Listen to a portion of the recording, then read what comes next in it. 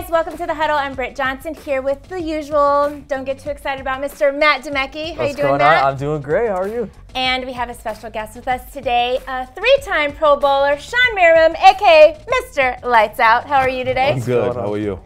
We're good. We're good. So, actually, before the show, we kind of talked about the Cowboys and how much you love the Cowboys, correct? Right. Yes. Right. Yes. Anything to make you, anything to make you happy. So I don't get. Thank you. So I have a question for you, okay. since we're making Britt Johnson happy today. Okay. All right. Do the Cowboys have a realistic chance at winning the division? Shawne, take it.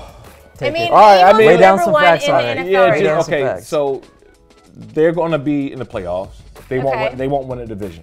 So wild card. Okay. But yeah, because the Eagles are the best team in the division. They're sitting around 8-1 right now, and it just what it is. It doesn't mean the Cowboys are bad. The Eagles really played though. Are you serious?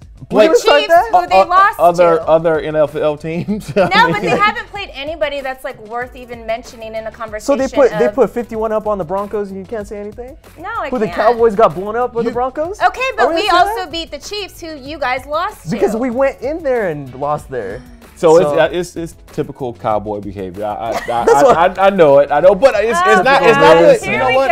It's not a knock. It's not a knock on them. It's just a knock on how good their division is this year. How about that? Does that sound? I feel like the NFC East is always competitive. Either they all suck together or they're all great together. That's true. Yeah, and it just so happens I think both teams are really good. But the Eagles, they have a bye this week. Next week it's going to be Cowboys and Eagles, and I think we'll see then because we have not played you guys at all this season yet. I mean, we're not even worried about you guys. But what I'm going to say, actually, well, Shawne, don't be worried. That's when we come up and sweep the rug right at. Shawne, you started it. I'm going to finish this. The Cowboys are not even going to make the playoffs, and I'm going to say this very demanding. They are not going to make the playoffs. Because I didn't say that. Okay, but I'm taking it to another. I'm taking it to another level. The Cowboys are not going to make it into the playoffs. Look, you got the Eagles, you got the Vikings, the Rams.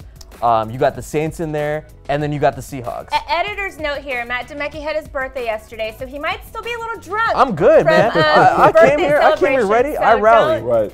I rallied. Don't pay attention to anything. The Cowboys are not making the playoffs. Okay, before I get really upset, let's move on to basketball. Right, we usually like to compare the greats all the time, so we have to ask you, Shawne, who do you think is the best? LeBron, Kobe, MJ, and why? Well, Kobe's my favorite player. Okay. Right, he's my favorite player. So if you ask me personally how I feel, I'm gonna say Kobe's better than everybody. But MJ.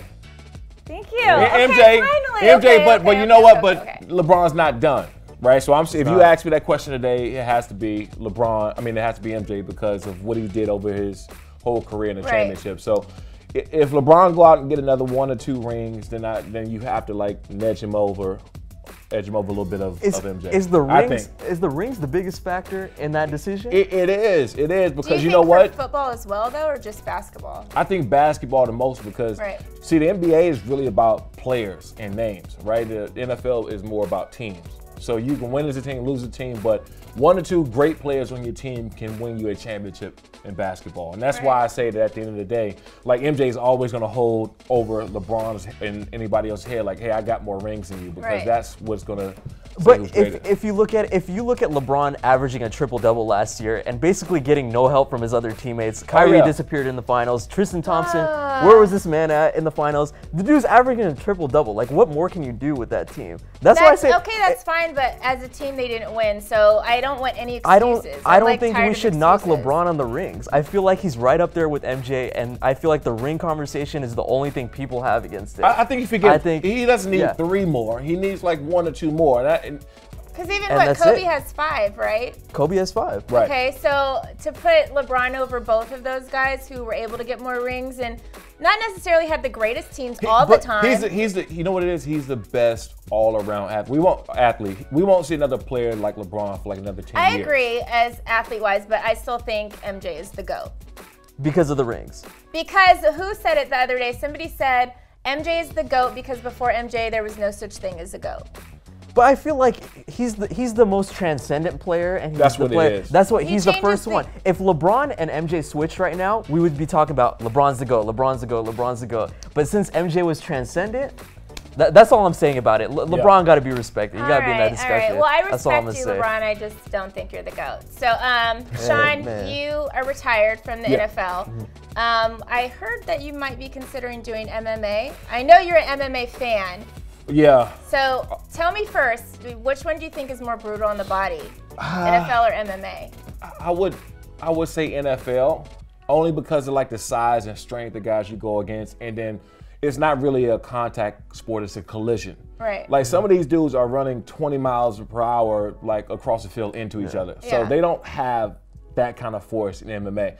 In MMA, it's more of like a long-term play. How many times do you get hit? Right. How many times do you go and twist something or turn something over the course of 10, 15 years? Yeah. It's an accumulation in MMA, I think, which makes it brutal. Getting hit on the chin one or two times by a fist and getting knocked out, it's not the greatest thing, but it's definitely not worse than going across the middle and then somebody that's 230 pounds running 20 miles an hour and knocking you out. And I think it shows by just looking at the longevity of people's careers. Like NFL is statistically way shorter than an MMA career. Like there's guys that are playing 36 or doing MMA 36, 40 years old. Yeah, because you got to look at MMA. Like sometimes they only fight once or twice a year. Yeah. You know, they're training most of the time, getting their bodies right for this kind of situation. But NFL, like you said, it's constantly just week and then it's week after week. Yeah. That's the thing. So you know, if you have an MMA fight, you have 3, 4, 5, 6 months off time. Your body can heal up. Yeah. When you're playing, you know that the first day the training camp starts, like that first day of training camp, any NFL player tell you you're never 100% until the end of the season. Until the season is over, where you can like get healthy again. So let's get back to this question of you doing MMA. Like, what have you been up to lately? What are you doing now that you're retired? For me, it was, I had probably a deal on the table from Bellator like some time ago. We talked about it with the president there, with Scott Coker, and we went back and forth. It just, I don't know, it just wasn't able to work out. I wanted to. I mean, don't get me wrong, I wanted to. The thing is, I still train with a lot of MMA guys. I still go to MMA gyms, but it's a different mentality when you go to that sport. Like, it's not one of these things you go like, hey, I'm gonna go try this out and see how it goes. Like, no, you're gonna go and get your ass kicked, so you don't want to go and try it out. Either you do it or you don't do it. Really quick, what do you think is more likely, you going back to the NFL or going to MMA?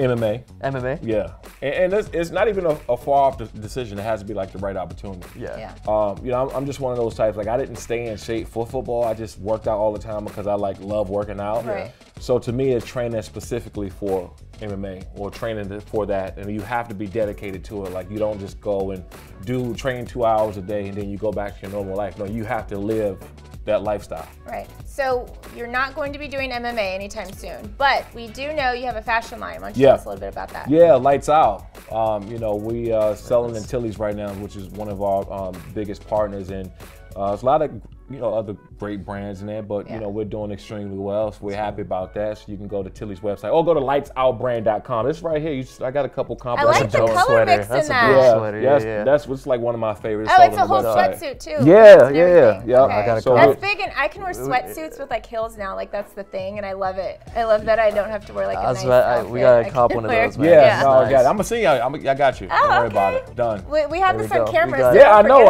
But everybody else got to go to lightsoutbrand.com.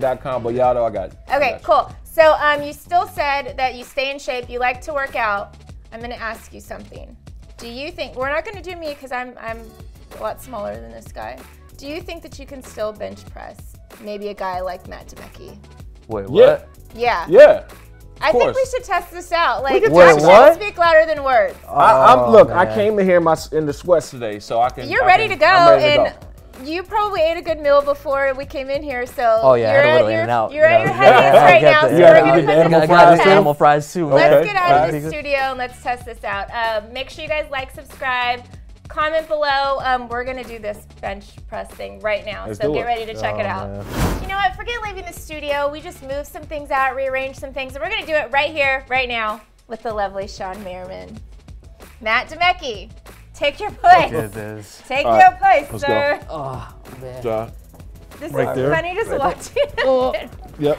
Oh, gosh. Matt, I feel like you're shaking more than Shawne is. I got you. All right. I'm getting bench press right now. Shawne, this is your initiation into the Fumble. Welcome. Thank you so much for joining us today. We will see you guys next week.